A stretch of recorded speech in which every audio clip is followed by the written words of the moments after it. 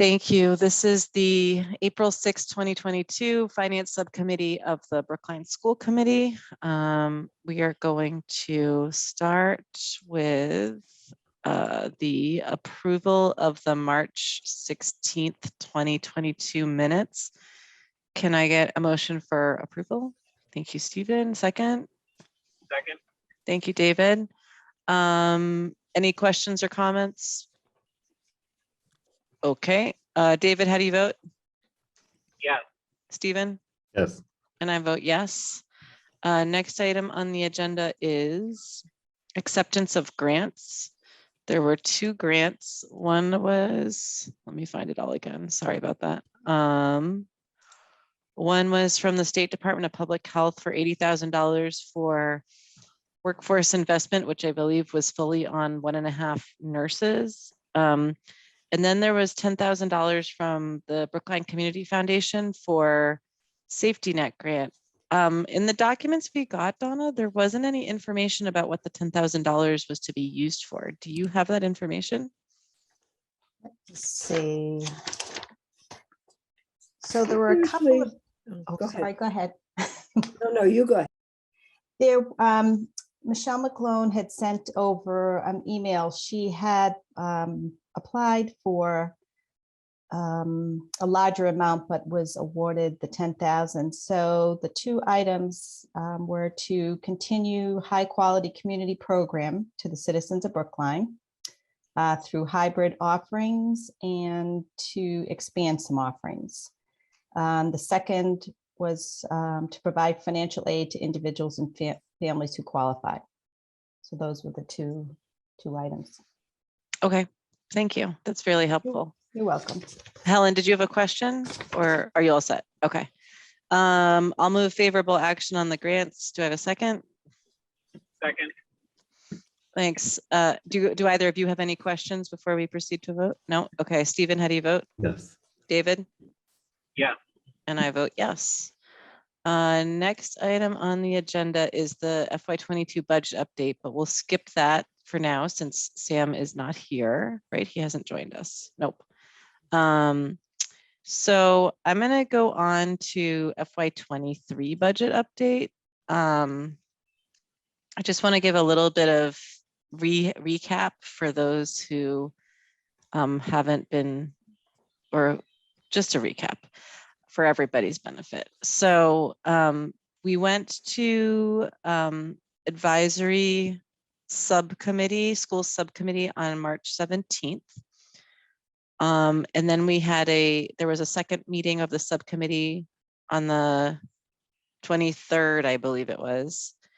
And then on March 31st, which was last week, the subcommittee presented its report to the full advisory committee. And this Tuesday,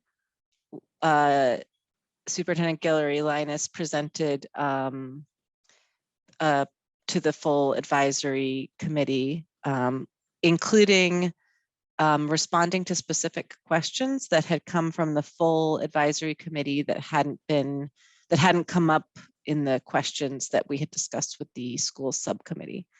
So there was a pretty extensive presentation that was last night. I think it was about half an hour or so, followed by, goodness, another, I'm looking at, oh, Catherine, who was there? Was it 45 minutes or an hour of additional questions and comments? It was a pretty significant conversation last night. I Close thought to an hour, yeah. Okay, yeah, about that, right. And I think that overall and Catherine, feel free to correct me. I think, oh no, Cliff is here too, but and anyone else, but in my sense of the meeting was people were appreciative of the attention to detail and the responsiveness to the questions that had been asked on March 31st. And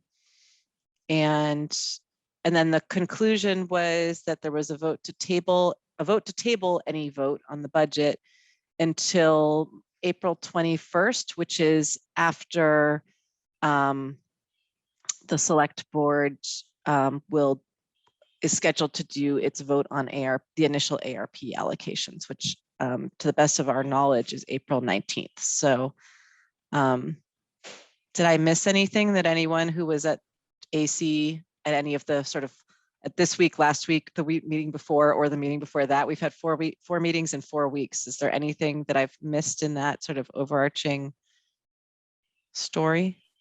No, I think that that's an accurate portrayal. There's a lot of information. I think it was a good opportunity for folks on the advisory committee to get some exposure to Sam and Dr. Guillory. And, I think people were very appreciative of the responsiveness, as I think we all have been throughout this entire spring.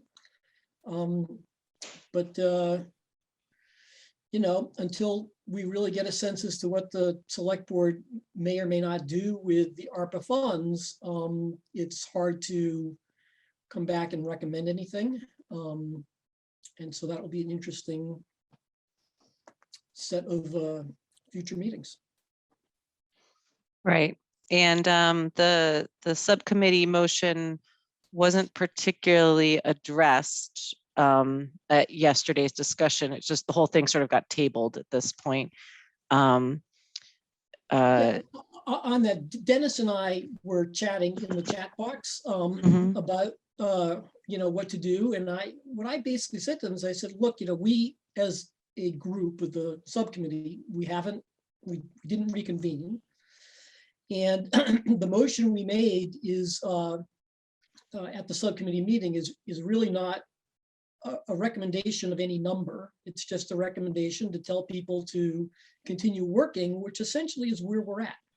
Because part of that where we're working is what's going to happen with ARPA and whether or not the select board is going to increase the allocation via that means as a starting point. And so, I think the select board and certainly the administration, got the message from the subcommittee. I don't know that having the full advisory committee reinforce that would have made much of a difference at this point. Thanks. So that's where we're at with the advisory process. Then next Monday is the ARP hearing held by go ahead, Helen. Just a quick question in terms of, and I should know the answer to this, and I think I do. Chapter 70 money gets split 60-40, or we get all of chapter 70? I'm trying to. I do not know. I should know this. I thought that it comes in as a portion and essentially it all gets allocated, but it doesn't get split 60-40. It's less than our 60%. And it basically, like, we get all of it, but it's all considered one pie of one allocation of revenue. And the overall revenue gets allocated 60-40, and chapter 70 is less than the 60%. So we're getting all of the chapter 70. But I could be wrong. This is one of the reasons that we need additional information about how the formula works. But my understanding in prior years was that the school department did get all the chapter 70 money. At least that's my belief. I could be wrong, but Donna, do you know? We do not need that detail. Chapter 70, I believe, is schools only versus regular local aid. Well, Yeah, but it all comes in under just the state aid banner on the town. Well, what happened? Forecast So sheet. looking back, Donna, maybe, I don't know if you have that ability. When we got the split before, there was nothing that was delineated as chapter 70. Why don't we wait until Sam gets here, if that's okay with you, Donna, and maybe Yeah. we can get an answer Okay. to this. and Sorry, if not- I was on mute. I'm sorry. And I should know this. I mean, Helen, I really should. I thought it is. Remember that the split was always of marginal revenue after a lot of other calculations. And that's, again, why it's always been a problem for everybody to really understand what was going on, because those formulas just have not been disclosed in a way that would enable all of us to kind of like, oh yeah, just off the top of our heads. Okay, The so we'll reason put, I let's asked is- put a pin in that for now though, until Sam gets here, and let's keep walking through the calendar if that's okay. So April 11th is the select board's ARP selection committee's public hearing. There is no specific opportunity provided when I asked, basically anyone who wants to come speak gets 90 seconds to speak. So there is no opportunity for example, the select or the school committee to present its case to the selection committee. However, we can essentially present in sequential 90-second slots, a comprehensive case. I know, this is what we're working with. So, so I'll come back to that one in a minute, but I basically am looking for people to line up to talk. Let's talk a little bit about the strategy for that. Or do we not want to go and do that in that way? It's a little bit hard to, it would be helpful to think about this as a team as to how to approach this. The 12th is our presentation to the select board itself. And that will be, of course, Superintendent Guillory presenting. And then the 13th, I believe, let me look at my notes here, is when you said, Helen, that the House is going to release the budget. So next week is going to be a busy one. And then April 19th, which is the following week from Tuesday, is the select board's vote on the ARP. And then, as I mentioned earlier, the 21st is the advisory committee vote on, presumably, that's when the vote was tabled to, because there would be a lot more information at that point about local aid and select board and so an ARP, so on and so forth. So that's the timeline. And I guess my question, I've got two questions. One is, I can't attend the select board on April 12th. And if someone is excited to attend the select board on April 12th, feel free to speak up and I'll ask again in another venue, but I'm gonna put that out there as a request. And then if people want to discuss this question of speaking at ARP, do we want to do the speaker thing or do we want to approach this in a different fashion? Right. Can you talk a bit about the big picture? What's your overall thinking?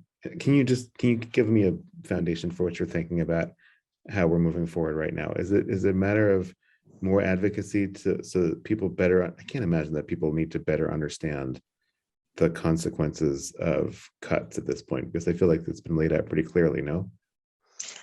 I think that for the select board and advisory committee, I think that there is a clear understanding, and I would ask our colleagues from advisory whether you agree that there seems to be a clear understanding of the impact of cuts. Have we made that clear? What do you think, Cliff? I guess, I haven't spoken to, obviously, to folks. I mean, it's been made clear that the presumption is that further cuts would require a reduction in staffing at the teacher level. And that those cuts, certainly to come up with 3.3 million would be extensive. And I'm only hesitating with my comments just because I don't know how people necessarily think, meaning that, it's one thing to suggest that, to interpret those comments as saying, well, we're going to do across the board cuts. It's just going to happen as it happens, as opposed to being more surgical and saying, well, if we have to make cuts, we're going to eliminate certain programs, and because there are different potential ramifications. So I just don't want to speak for all my colleagues in terms of how they think about those, the options that might be available, but certainly the message has been heard that in order to balance things, cuts need to be made. But that would be the same on the town side, where the town is facing a revenue shortfall as well. That's right. And I think that, so to go back to your question, Stephen, I think that people understand the sort of math of it. But then, how does that, what that translates into? Maybe people have varying opinions or expectations around, as Cliff just alluded to. In terms of where we're going, I think that, and this was going to make Cliff angry, but I'll say it. I think that there's right now a $3.3 million gap. I think that the great hope would be that the select board appreciates the import of what that means as well. And I think that they do, but again, we can continue to communicate with them. And I think that if there is, if the ARP money does not come through or some other venue, it's my feeling, I'm only one member of the school committee, but my feeling is that it should be taken to town meeting to decide whether or not there is going to be this level of cut. At the end of the day, it's town meeting's budget. It's not the town school partnerships budget. Andy, I see your hands up, and then Helen, I see your hands up. Yeah, thanks. I guess I'm wondering, is it sufficiently understood by everyone that the committee cuts that are directly related to the drop in our enrollment that have already been made, right? So that the cuts that are now being discussed are on top of those cuts, which everybody has been saying we need to make. Because if not, then that's something I think we really need to get into people's heads. I think that that's clear, but I'm not sure that's universally clear, but you're right. It is a critical point that we have made the enrollment related cuts. Helen, go ahead.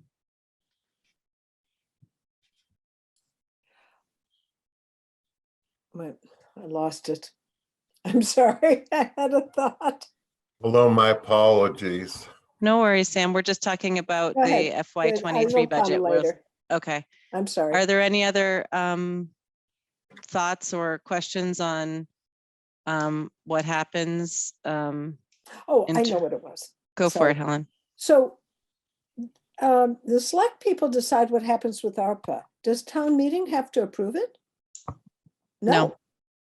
Why No, not? No, because the rules from the federal government are that the allocation of ARPA funds falls solely in the hands of the executive. And they are the executive. So it's solely up to them. Okay, thanks. Stephen, do you have any questions? I'm just thinking more about what kind of advocacy would be. I have two thoughts, and feel free to just cut them off if they're too ignorant. The first is that I feel like there's been a long time perception that the school side of the partnership has not really had its house in order, and it seems to me that it does now. And it's not. And I want to know if my perception is shared. It seems to me like the level of rigor and transparency that's now available, the level of responsiveness, the seriousness with which the school side has approached cuts, it's a different ball game over here on this side. Is that perception shared, or is that just my view? Do you think? I'm going to ask Cliff that question. I'm going to put Cliff on the spot again.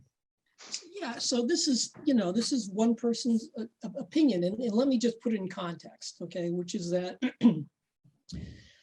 for better or for worse, I've been, exposed to the schools basically in the budget stuff for roughly close to 9 years now, starting with the 2014, override study committee, and before that as, co-chair of the Runkle Site Council, and,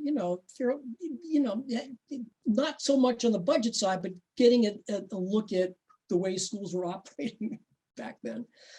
And so, I think, Steve, that things don't change, perceptions don't change on a dime.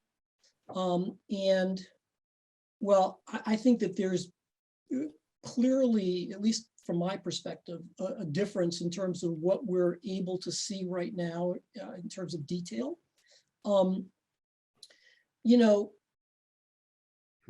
know that there are people on advisory and probably in the town generally, in town meeting, who have heard about the idea of a review. and a strategic review that's going on. Now, as was expressed last night, people on advisory certainly expect that a review of that sort is going to result in changes. And those changes might be the implementation or adoption of new programs, but it also would be the reduction or elimination of other things that, it's resource reallocation. And I think that is another part of what people need to see to really get to the point that you're suggesting we should already be at. I guess it seems to me then, Cliff, then that's an extremely strong argument for using ARP funds to cover the year so that we can get to the conclusion of Dr. Guillory's strategic planning process, which is ongoing and real. Well, so, I guess on that point, the comment I would make is that the schools are just one part of the town, and that there are, which you may or may not be, aware of, really significant needs on the town side, much of which comes from town meeting, which always is, passing unfunded mandates and has over the last several years, and which have caused their own significant budget issues. There is enormous need for capital funds for projects. And so, ARPA, to use ARPA funds for operating purposes is something that everyone is really, really afraid of. And rightly so, because, it's just a dangerous thing to do. So I certainly advocated using ARPA funds for the schools to, take longer term lease things and kick them down. If we're to kick it down as far as we can. But, there's only a certain amount of money from ARPA that can be allocated towards revenue replacement. There are buckets that have to be filled. And within that revenue replacement bucket, you're not the only hand that's out there. So I I just want to think add it's- one thing and then have you go to your Yes. second question and we'll keep going, which is just Yeah. that you mentioned, Cliff, that there's a long-term sort of, it's a big operation and perceptions take a while to change. And I think that that's right. And none of this can be a one-year effort. One of the things that was in Linus's entry plan, if you recall, Stephen, to us, was that history of superintendents and having 7 superintendents in the past 6 Right. years.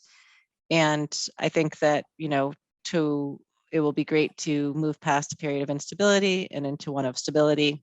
And that will be part of the changing of perception as well. That has been a more recent phenomenon. It'll take a while. Yeah, I guess I don't have a second question because I think Cliff's response really answered my second question, which is it does seem to me that more advocacy is necessary than that. If there's not,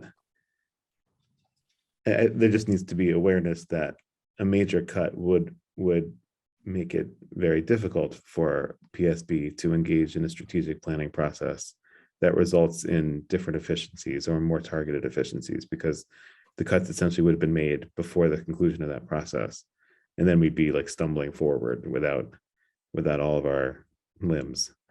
Well, I think what's probably actually going to happen is at a certain point, if there is cuts to be made, they will have to be like identified, and no one wants to do that. But at the time that it does, then people will there will be a much more targeted advocacy around what the consequences are of any cuts.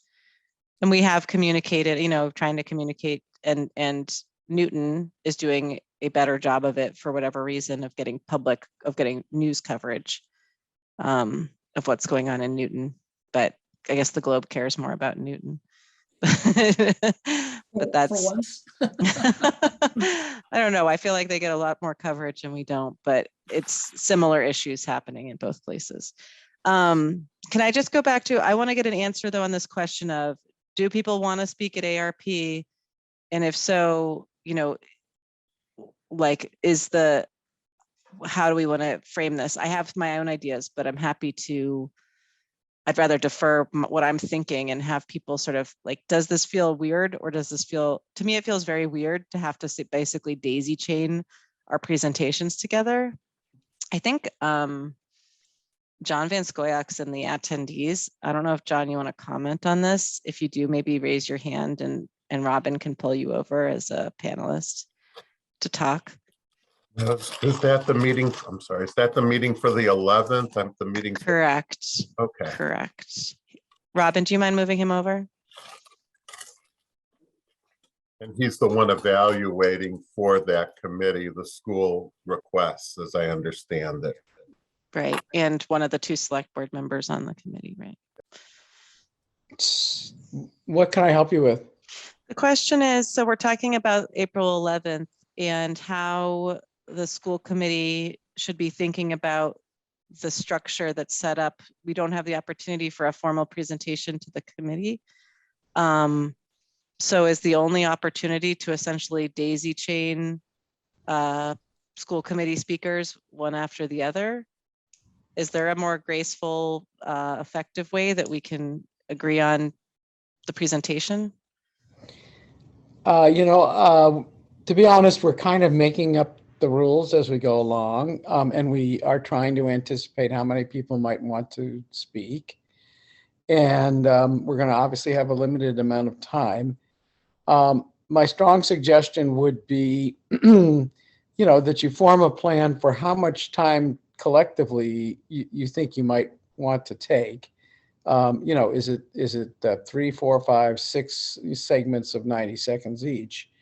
And shoot an email to me and Miriam to say, would it be possible to, take 4.5 minutes for a presentation, or 5 minutes, and then we'll spare, we'll spare everybody, 5, 6, 90-second presentations. So basically, we will then essentially we'll have everyone defer to the school committee speaker rather than having, let's say, 4 school committee speakers speak for 6 minutes total. We can just have one speak for 5. I suppose you could do kind of a pass the baton thing. I have to say, I can't read Miriam's mind on this, and I don't think either she or I have been asked this question before. And it's a shot in the dark as to how many people are going to want to speak at this hearing. It could be 5 and it could be 50.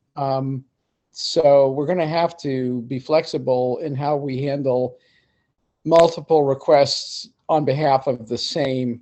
And it's not just for the school committee. It would be, if 20 people show up wanting to support steps to success. I think you will get that from a number of organizations. Well, we're meeting Friday, and I think maybe one of the results of our meeting Friday will be that we'll put out a explanation to folks of the circumstances of this hearing and how to conduct themselves if that there will be a limit put on the number of speakers who can speak on behalf of any one proposal. And it might even have to be announced at the beginning of the hearing, depending on how many people show up. And so they should prepare for that. Okay, that seems a little tricky for other people who, if 20 random residents want to speak in favor of steps to success, doesn't seem fair to number 16 if you've cut it off at 15 speakers. It's really random and it's really arbitrary, but I'm not sure there's anything else we can do. We can always, stop after 3 or 4 supporters of any given proposal and say, at this point, the rest of you are going to have to be asked to submit your support for this proposal in writing so we can move to, another proposal. Well, I think, however you decide to handle that, that seems a little awkward, but at least for the school committee case where we basically have one presentation, it would be great to have some clarity on, can we just have each person defer to a primary speaker? Yeah. Okay, I'll follow up in writing if that's okay.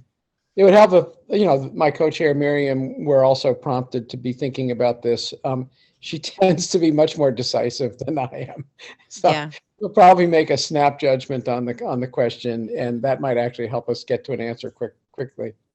Okay, I'll follow up then. I guess a question I have, John, while you're in the room. Sure.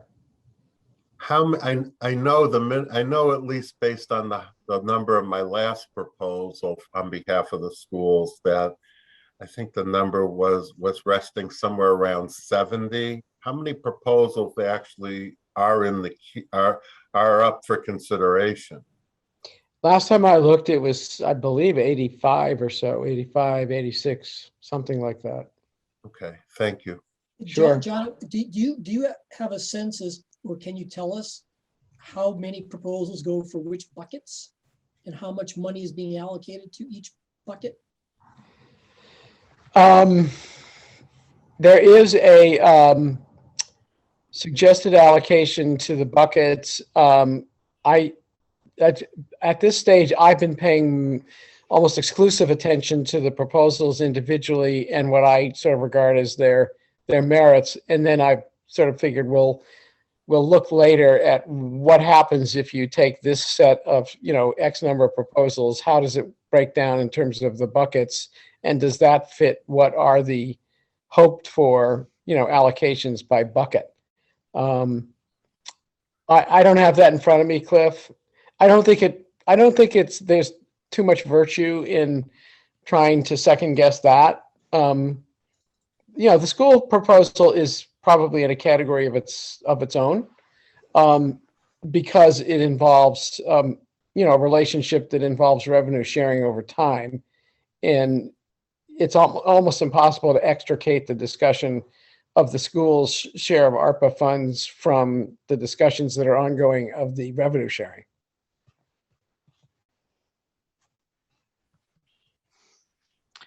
Thank you, John.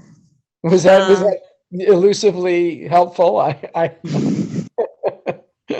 Elusively helpful is a good way of putting it. So, John, could I ask a question? All right. Yeah, well, I'm asking, yeah, but So, John, the replacement funding is for revenues lost, correct? Revenue replacement, yes, is defined as revenues that could be ascribed to a shortfall due to COVID. And Right. So that's if we lost rather $1 than- million, we lost $1 million. Part of what went into that calculation was $1 million, for instance. I think it was $1 million, maybe 700,000 for BEEP. We put that in together with the losses from Brookline Adult Ed and a few other. Do those get replaced?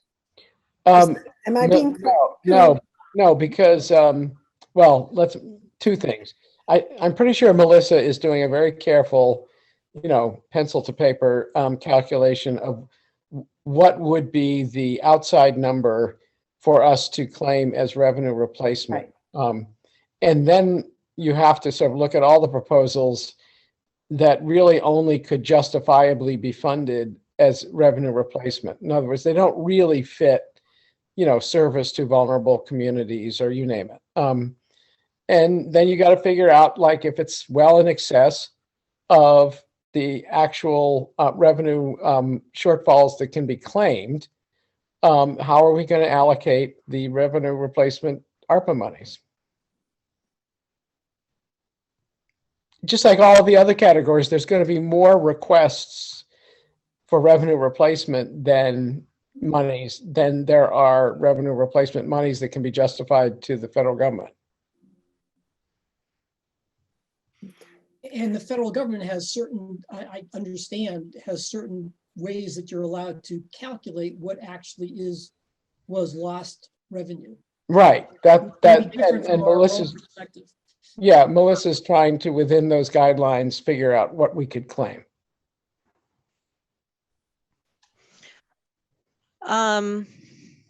For the 11th, if we do choose to go to this, I think the three topics that I have on my mind to emphasize to the selection committee are the impacts on students and pandemic recovery as one, the impact on the district's ability to retain its educators, particularly diverse educators, but young educators, and the need to set up the superintendent for long-term success.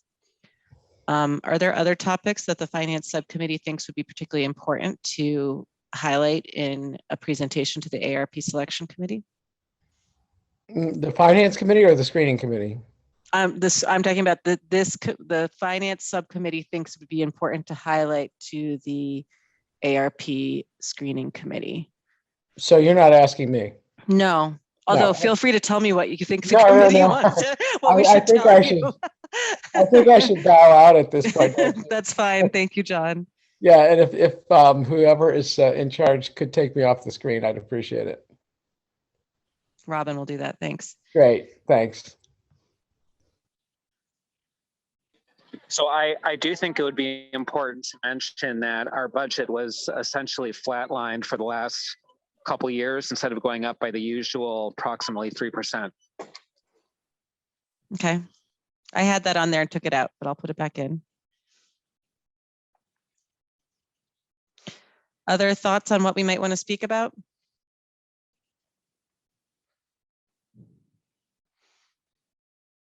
Yeah, if it hadn't been mentioned before, and if so, I apologize. I guess I'm channeling the superintendent since he's not able to be here. But one thing that does need to be noted, and I think it's been touched on, and this talks about the pandemic, SEL, social emotional learning. And I think the reason why there still is growth needed in the budget over and above, even with the flat line, is that yes, some positions were added for social emotional, the school adjustment counselor specifically, and that was by design, and those aren't being cut for, I think, obvious reasons. And that's one of the drivers. And so I think I don't know how we frame that, but that's something that needs to be discussed, I suppose. Yeah, that was, I put that under impact on students and pandemic recovery, but yes, I agree with you. I think it's important. Any other topics that people want to hear beyond the four? I think the way you summarized it is good. Okay. Okay, so I think depending on what I hear from John and Miriam, what I'm going to ask is that there's basically 4 topics there that we're going to have 4 speakers. I can't be one of them. And I'm going to give people assignments, or people can volunteer for assignments. And then you're going to write your own speeches. And I'm happy to read them if you want. So we'll go from there. Why don't we go back, Sam, to the, unless people have any other discussions that they want to say right now on FY23 budget update. And we'll go back to FY22's third quarter financial report. If you're ready, Sam. You're on mute. I'm ready. Everybody has it. I don't know if anybody wants to show it. I have it as well. And so why don't I'll pull it up on the screen because we have attendees who wouldn't have it. So let me pull it up. Give me one moment here. No worries. Do you want me to start with your memo? Start with let's start with the actual data, because I think that would be more helpful for the people that don't have both. Yeah. Oh, the other thing I want to say while I'm pulling it up is that budget book 1.1 was published yesterday. And I think the school committee received the link to that. If not, they need to. It was published last night. Okay. Let me pull up the spreadsheet. Sorry, struggling with Mariah, technology. where was it published? It was published onto the website. Okay. Yep, and I only know because I got an email, but I thought the email went to the school committee, but maybe it didn't go to the school committee. Donna, do you mind forwarding? Do you have the link to that while we're in the meeting to forward it to people? Or actually, Robin, do you mind, just to hit reply all and send the link to it to everyone? I don't actually have it, so if oh, okay. I'll do it once I'm not sharing screen. So let me see. Sorry, I'm like having issues. Oh, there we go. Just to let folks know that all the documents are posted on the website on the quarterly report. So this is the one you wanted to see, right, Sam? Yes, thank Okay. you. And so luckily, even with our lovely faces, I can still, yeah, stop right there and we'll start at the top. So, you know, with respect to the top part, and, you know, the what's called LEA, which is, you know, local education appropriation, what town meeting has voted. The total number has not changed.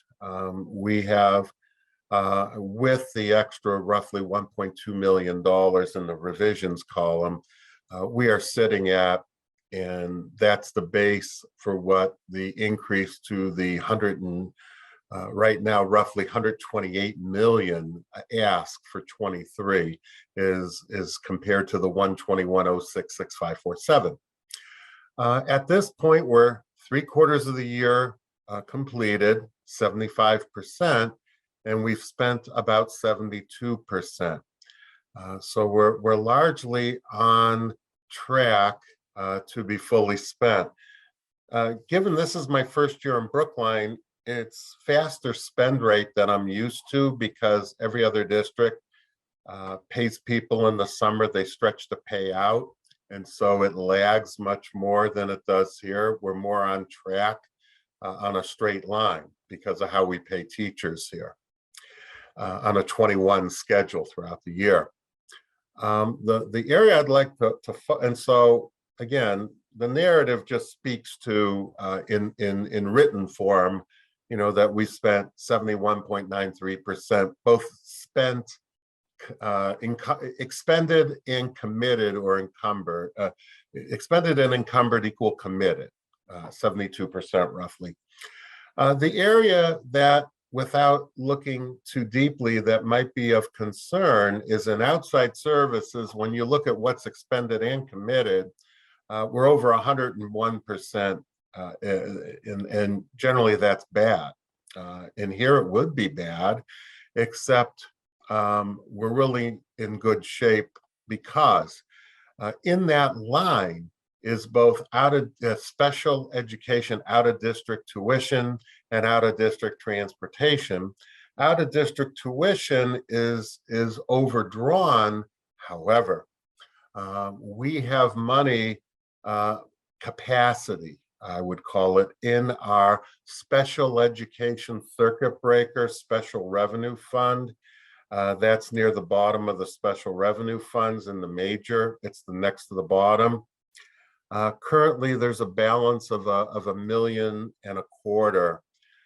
that can be drawn on and will be drawn on to clear that deficit. If, you know, isolating the deficit related to out of district tuition is twice that amount. It's you know, close to $400,000, and that money will be moved if needed as we get closer to the year end. The expenses would be moved, and that would still leave a substantial balance. And there's still there's half the revenue that hasn't been posted yet into circuit breaker. That $1,562,270 represents the first half, first 2 quarters of what the state is committed to giving us. Other than that, operating capital somewhat runs on its own. You know, that's 90% spent. Other charges, the money is low in that category relative to the whole budget. Everything else is generally tracking to budget. And again, in the written form, what I have said is we're on track to fully expend, but not be overspent. Right now, things are tracking as expected. And Can I so, ask a question, Sam, about salaries? Sure. So we're 3/4 of the year, as you said, 3/4 of the way through the year, as you said. Salaries are 69% expended. There's 2 reasons, but I'll Okay. let you, yeah, one Well, is, yeah, go for it. and I think where you were heading, there might be a little bit of lag still in the, but I think this is more indicative of unsettled contracts. This is more indicative that for Unit A, Unit B, those are 2 years worth, budgeted 2 years worth of increases that haven't been paid out yet. Aha, okay. Is that where you were heading? It wasn't where I was headed. I was trying to figure out why that is, but that is why. That makes sense. Okay. Yep. I can't see anyone, so if anyone has questions on this, I have another question, but if anyone else has questions on this. Yeah, a question on the last point, Sam. What do you have an estimate of what it would bring the expended salary line to if the contracts were settled at the current offer? I mean, I can give you ballpark, yes. At the current offer is a 1 plus a 2.5. Those are the years here. Again, the first year is funded off the budget. We reserved it. The cumulative 3.5 points, forget the compounding for a minute. 3.5 points on $100 million worth of, well, it'd be less than let's call it $90 million worth of base. It's about $3 million prorated. We're talking a couple million more. So we would be in the low 70. To date, we'd be at $2.5 million more expended. We'd be closer to 75 million instead of 72 million for. I give you an idea. Thanks. I can't see. And does anyone else have any other questions, or can I ask my second question? Well, actually, I have two more questions. One is, Sam, I really appreciate the presentation of the special revenue fund balances. And I wonder if we could settle on a sort of standard quarterly presentation of the dollars. And I like this. And I wonder if you could comment on what we consider to be, like, what are we aiming for example, in the early education program balance, just to pick on one. For example, is our goal to carry 1 year's worth of expenses in these revolving funds? Is it to end the year at a zero, like a break even? Like, I see balances here and I don't know where we're aiming for and what's healthy. That's a great question. To be truthful, a lot of it's driven by statute. The statute is clear to me, but I'll make it clear to the audience. And let's again talk the major ones here. You're allowed in all of these, except for school nutrition, that has a tighter statute, to carry up to a year's worth of revenue. So for BEEP, that's roughly $2.5 million. I mean, that would be wonderful. That's the maximum you can carry, anywhere from $1 to $2.5 million. Athletics, again, same sort of dynamic. I think for the whole year, it's roughly about 400,000.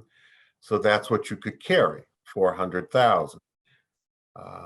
Culinary, I would say the same. It's not, they feed people, but it's a VOC program, not school lunch. And materials fee, that's our own unique fee, but I think, that's got to get spent down a bit. Well, that's the one I'm sort of wondering about, especially because it's carrying 2.5 years worth of. And that's going to get spent down. I mean, we budgeted 520,000 to charge to it, and that'll be moved off of salaries. At least that's the plan. Okay. Into that, but yeah, technically, you're right. I mean, but this is a good discussion. And then circuit breaker, the same. We could carry up to 3.1 million. School nutrition, you're limited to 3 months worth of revenue. That's a USDA statute. And so at the rate we collect, that would be between $750,000 and $900,000 would be the cap. So those are, so I guess the next question is, what do we desire? I mean, we desire to have as much money as we can to a point. I mean, then the question is, why are you hoarding money? And so I think it's for reinvestment. It's finding that sweet spot especially with school nutrition, we're having a good year. We're looking to reinvest some of it into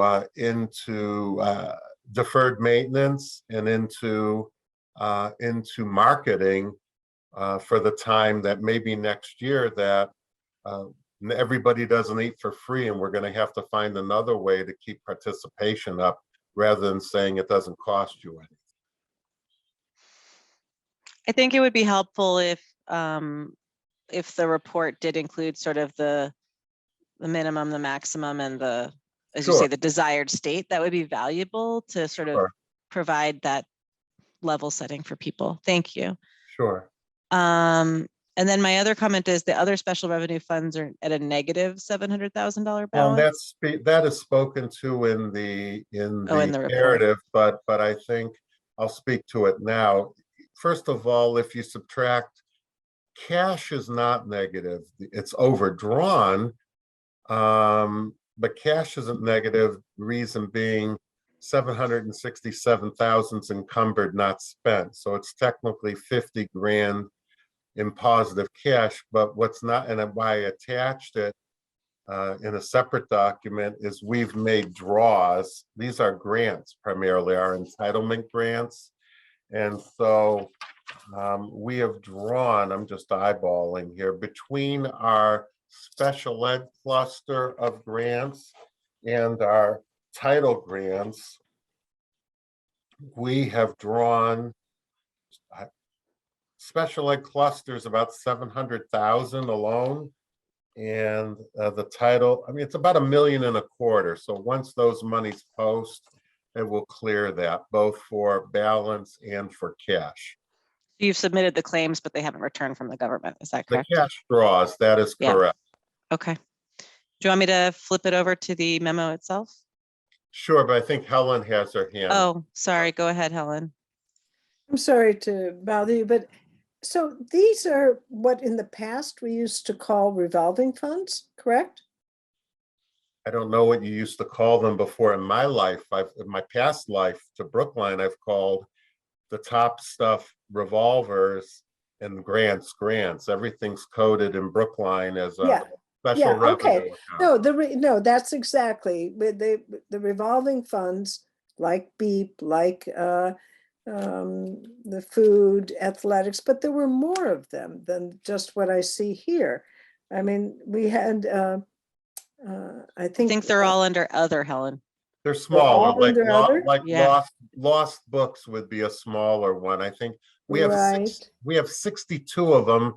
I think you would not Okay. like me very much if I put 62 of these things. All right, but I just wanted to make sure they're still around. That's what I Oh, was. yeah. They didn't just sort of disappear. No, I mean, one of them is from buildings, I think, that we get rental fees, right? not Correct. much this year, but yes. Yeah, in the past. Yeah. Right. Okay, thank you. Okay, I'm going to toggle over to this. Oh, thank you. If you make a little And bigger. I'm thinking, just so you know, I'm thinking I want to maybe spend 5 more minutes or so on this and then switch over to the discussion of FY24. Oh, fine. And I can rip through this. I think the summary we largely talked about. And I think the LEA we largely talked about, and special revenue. I don't think we're gonna, I'll be much. Let's get to the items of note. Let's get to the bottom, really. There we go. So, again, you beat me to it, Mariah, with the 717,990 and the other special being in a budget deficit. And again, I mentioned the draws. Out of district, I mentioned it, but we have more placements. We thought we'd be right on track. We are, if you look at the total budget, even though this is a good opportunity to talk about our, at least here, it's a two-legged stool, in that there are two funding sources to fund out-of-district tuitions. One is circuit breaker and the other is the operating budget. And in total, and Mike D'Onofrio put a memo together. It's a separate, which we don't have to pull right now. What was budgeted was 7,144,727 across 80 placements. We have 82 of them, but the number's still tracking about 100 grand under budget. The reason we're over on the LEA and under on the circuit breaker is initially too many placements were allocated to the operating budget. And as we get further along into the year, here we are, and we need to do a pivot on some of them and move them back to the circuit breaker, as I believe they always were intended to be. And that this just narrates that. You're just going to juggle stuff to Yeah. make it all balance. Okay. That's correct. I mean, it's mostly where it needs to be. It needs some tweaking. And then the last paragraph, which is a very short paragraph, but it's a very big impact. I touched on it very briefly, is the contracts, especially A and B. Cafeteria is funded outside of it's in the school, the food services budget, revolver. But custodial, secretarial, units A and B, for this year, none of them are sub. And for A and B, they're compounded because of 2 years. And that's real money. It's in the budget, but I don't like unknowns. I don't think anybody on this group likes unknowns. But we have a good size unknown, well into the 7 figures, and that's what that speaks to. And that pretty much sums up. I mean, I'm happy to answer more questions about 22, but we're tracking where we need to be tracking right now. There was one comment from Mike on his, this is his report, which he mentions the 82. The thing that he mentioned too, which I think is important for us to talk about particularly, I just want to draw everyone's eye to translation services, has more than doubled. And so I think that this is something that we need to pay attention to. Yeah. And the district has done an even better and better job of this, a really great job since COVID, I think. But also could be done better. And so a lot of the translations are done doing Google, but this is not, this is actual translation services, but to what extent that we need to continue to look at this. Right. Sam, do you have any comments on sort of how much was the budget allocation for translation services? Was it 200,000? Do you know? I don't have that in front of me. I'd be guessing. Oh, here it is. It's right here. It is. Sorry, There we it's go, 40,000, and it's almost having spent 100,000. So well, it's projected to spend 100. They've spent 42 looking at the spreadsheet, but you're right. And legal's another one. That legal, and that bleeds into 23. That was an area we focused on and added money to, but pulled it back to minimize the deficit. Just saying. Translation services, I think we're doing as best we can. I've met with Mindy Paulo and Vicky Ching, and we're trying as best we can to be as efficient and effective in that. You're right, it's an exposure area, no question about it. I mean, the good news is that the projection is that it's going to end in net It positive balances. across everything. Yeah, right? that is But correct. any other questions or comments on the third quarter report before we turn over to FY24 and beyond?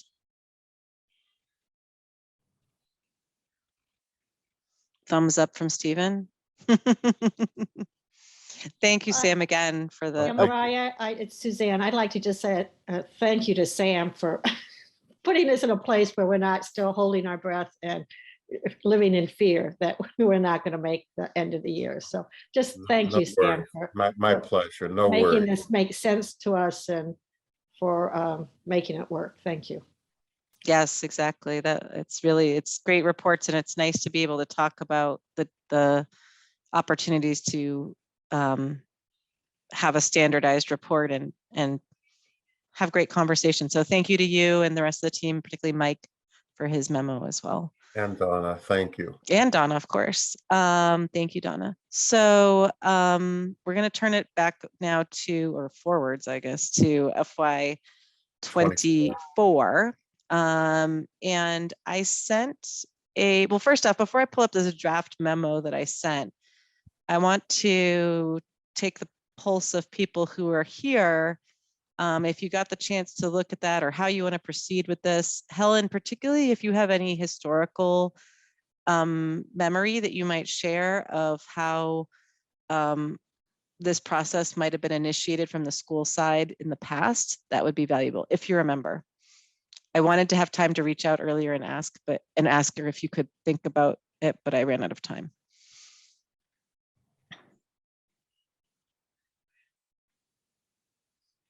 Do you have any recollection, Helen?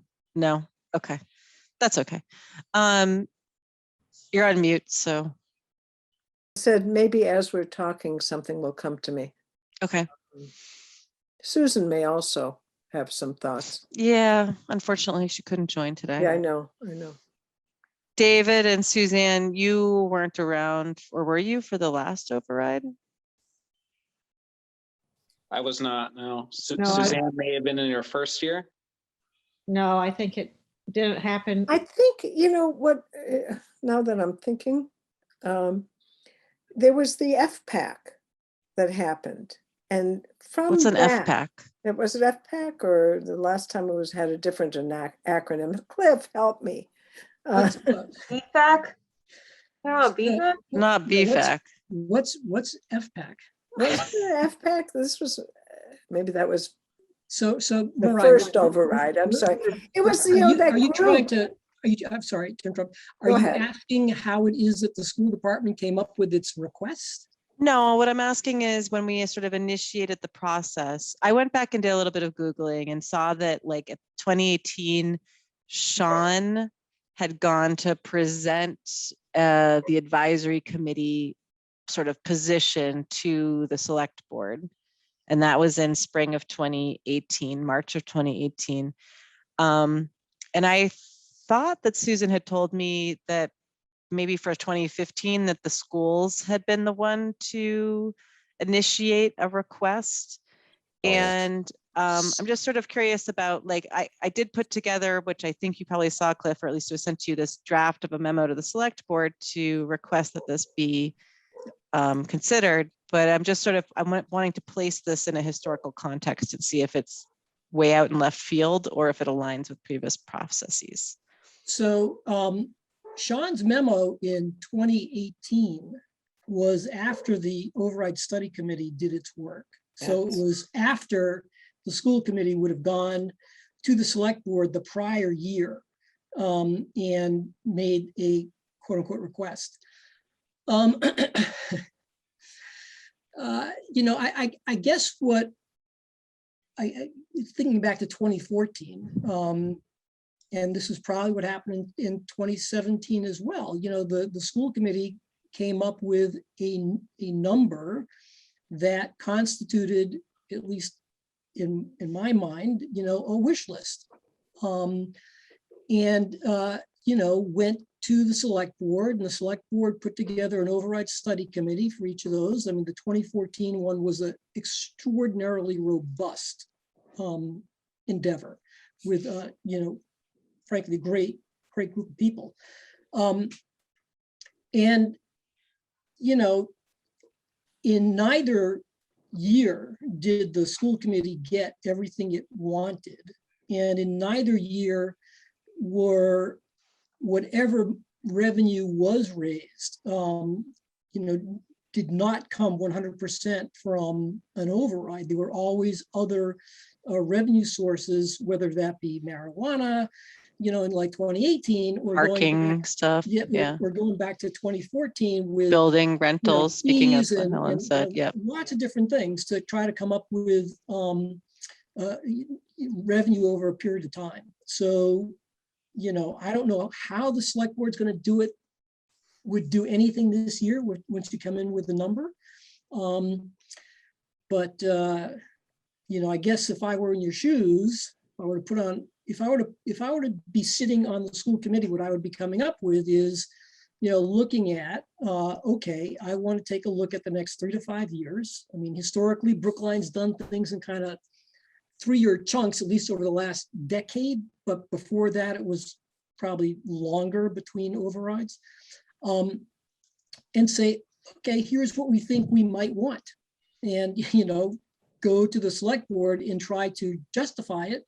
And then to the extent that they put together a group to figure out how to finance something, or to check to see whether or not that group agrees with what was presented, you're going to have to put together all the backup, all that good stuff.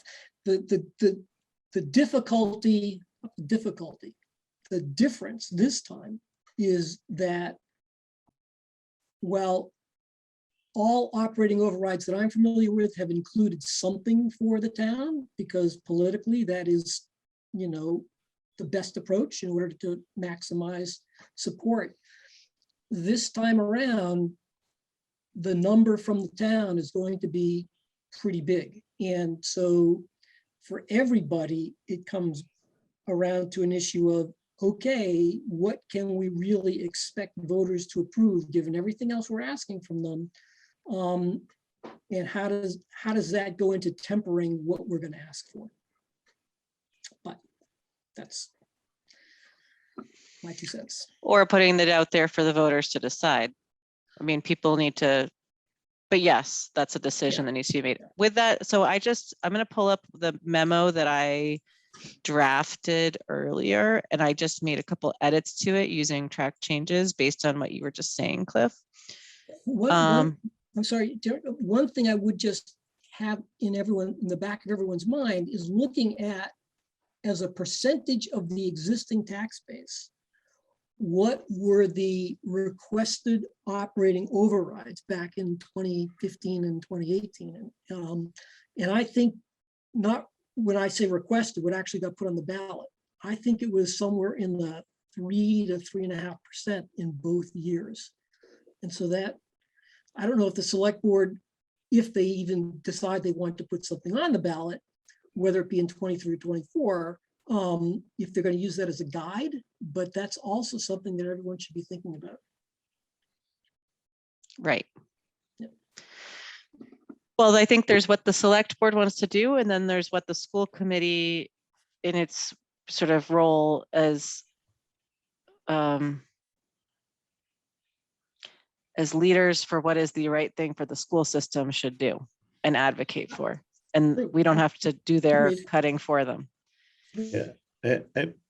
So, Mariah, if I understand, the purpose of this memo is to get the ball rolling with this isn't an advocacy. Yeah. Right? I mean, and maybe the thing to do is to say, hey, we're going to get our ball rolling. This is a heads Right. up. And in a lot of ways, the way the sentence I just changed here is making that in what response to what Cliff just said, is making that like turns it more into a heads up instead of a request. Yeah, that's how I read it, and it made sense to me. So, Cliff, the details that you're urging us to provide, we should provide them, but not in this memo, right? Like this is the memo just stating the obvious, which is that structurally this is going to be necessary, and as stewards of excellence in across PSB, this is our recommendation.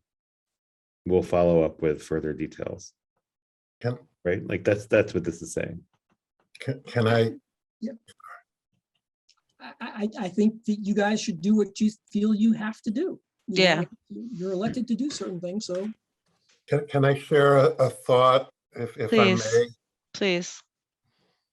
And it's more of fear. And, it's been a while since I've had to work and be in a district that had an override campaign. But what I heard, not from Cliff at the advisory, but I heard from some, and, it's not about my feelings, but I think, I'll state what I heard is, well, you guys are really good advocates, but then the town departments are suffering, and you get plenty and they don't, and we gotta, that doesn't help, right? And I'm not here to give you a lecture, Cliff. What I'm saying is any kind of override, because it comes to the whole town, it shouldn't just be, well, we're doing it because the schools are twisting our arms. So yeah, we'll put it on the ballot and good luck. But I think, Sam, that Town's everyone's gotta in get put- violent, everyone's in violent agreement. There is absolutely town stuff that needs to come on. But And I'm not hearing that from some here. I mean, it's all, oh, well, if the schools need, but I but mean, this is the school committee. We're not the building department committee or the anything else. With that said, I did put in here, work with the town on a plan that will collaboratively address issues of joint concern. all right.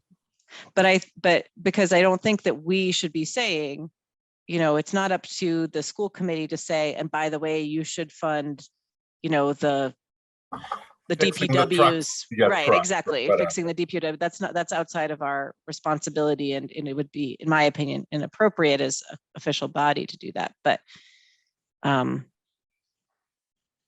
I think that as a resident, I agree with you that there are, and with Cliff, that there are things on both sides. Can I ask for specific comments on what's written here, like yay, nay? The idea would be that we could take whatever draft this is, would get presented to the full school committee later this month.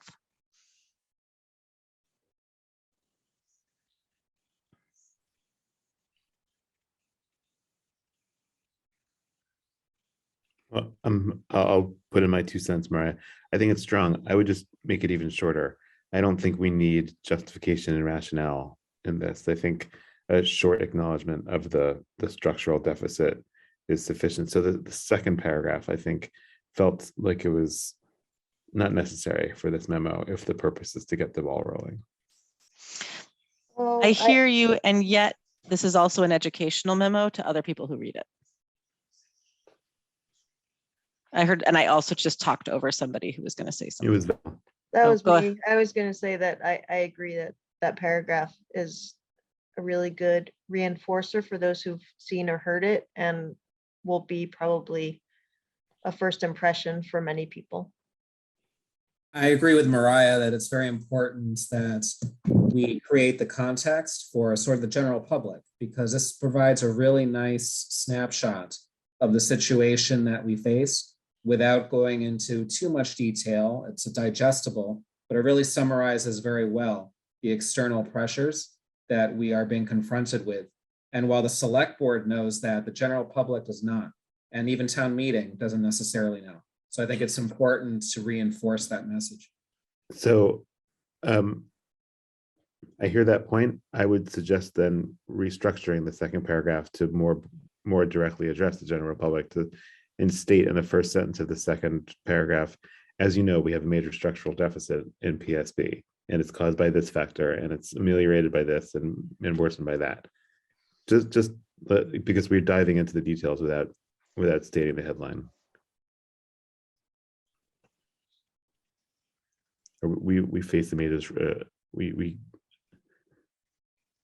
school committee confronts a major structural deficit. Yeah, something like that, Mariah.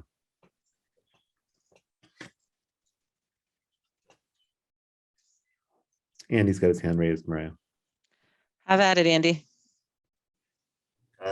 Yeah, so right now, I think the only specific action we request from the select board is to place an override on the ballot at some point in the coming year. So that's a little bit, of course, that's ultimately what we want, but that's also a little nebulous. Like, are there sort of things that have to be done in preparation for doing that are immediate and that we can request that they do? For example, appointing a study committee, whatever would be necessary. Just so that there's some action item that we're asking for that's not just at some point in the coming year do this. I don't want to necessarily my thinking was, I don't want to tell the select board how to do its business. And I think that the last override study committee had some bumps in its path. And I don't know whether the select board will want to even appoint a study committee this time. So I'm happy to think about what else we could put in here, but I don't want to specifically cite an override study committee. Yeah, that I totally get. I was only using it as a possible example. My concern is to keep up this sense of urgency of things that can and should be done now, not just at some point in the coming year. Do we want to reiterate here that we say we request that in addition to the ARP support for FY23, or as the like recurring, to something about recurring funds, like because the FY23 dollars that we've requested are one time, but FY24 and beyond, maybe it's that recurring funds. Yeah, I would like one-time federal funds are gone or something, you know. Well, we have that we do not anticipate new one-time federal funds for 24. Therefore, we request that recurring funds be pursued to Supplement. it's not a supplement, but to structurally, I'm making this up, Balance. obviously. Yeah.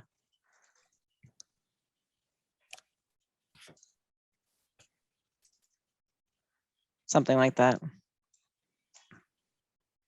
It might be worse now than it was before.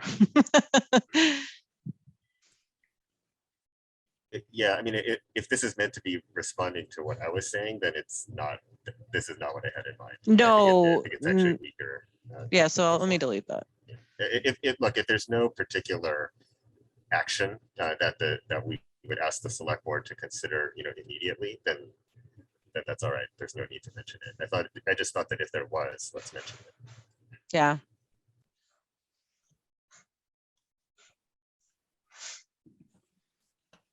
Anyone, I can't see hands raised or faces or anything. So anyone who has a comment.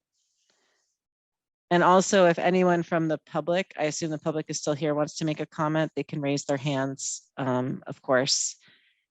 And Robin can promote you to speak. I think it's important somewhere, I don't see it, to say structural deficit.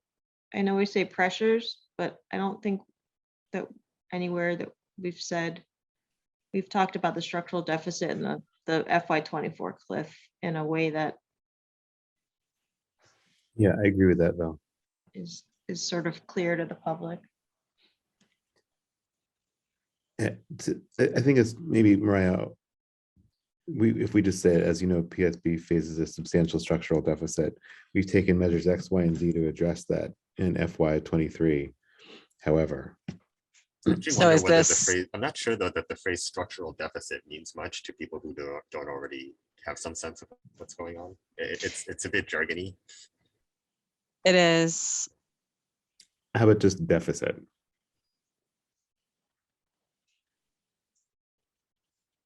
there's a ongoing. quote from the, there's a quote from the 2018 Override Study Committee that I think I put up on the screen here at maybe our March 16th or meeting, February 23rd meeting. I can put in that quote. I'm just writing it like that for now. Do we want to put in a reference here to the fiscal cliff, which we did talk about? I think that is understandable. Really? Okay. That seems just as jargony to me as a structural deficit.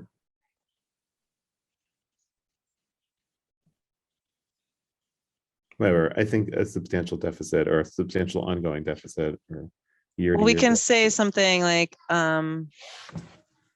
maybe we could say something like sometimes referred to as the fiscal cliff. Yeah.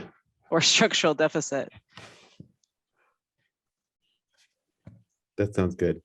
Okay. Yeah, I would get rid of the word ongoing. Structural I mean, first of all, it's true, and ongoing means that we don't have control of our own finances. Right. Maybe I'll just put in structural deficit for now, and then the quote might allude it. Although the fiscal cliff is really about what happened with the, well, it's not, I won't say that there's a specific definition of fiscal cliff, so that's fine for now. So any more comments on this before, and I can take it back, make a couple more tweaks to it before we consider it as a committee on the 27th? I'm not on this committee, but are people comfortable leaving it with during the ballot during FY23?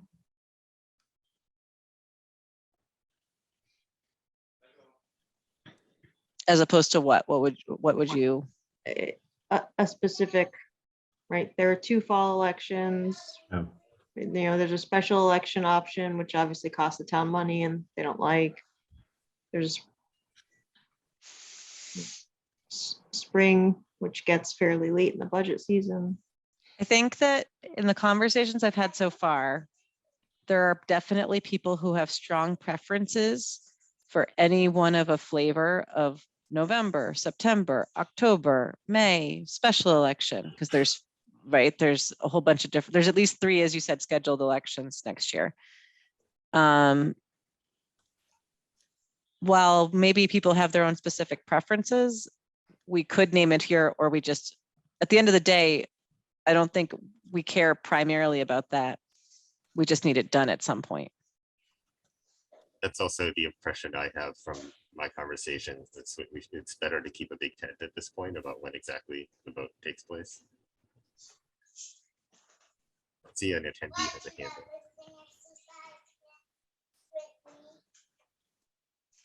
And I think from, some of the conversations I've had even with select board members, they have different opinions on it. So that's not something, I don't think it helps us pick a date for them.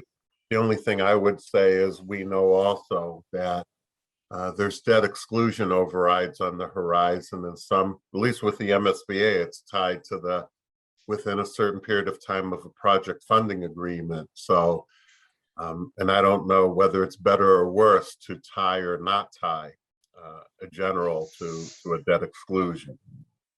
And that's part of the whole conversation is, and do the timelines align? We could put something like possibly in concert with the planned debt exclusions for Pierce and the fire stations. Again, I think that might scare off people. I think you're right.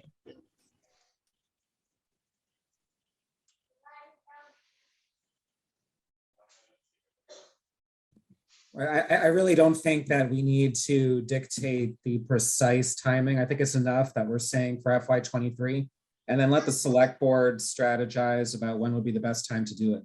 The critical thing is that they do it. Great. Okay, so it sounds like there, I don't know. We have an attendee with a hand. Thanks. Robin, will you promote whoever it is? Because I can't see. Who is it?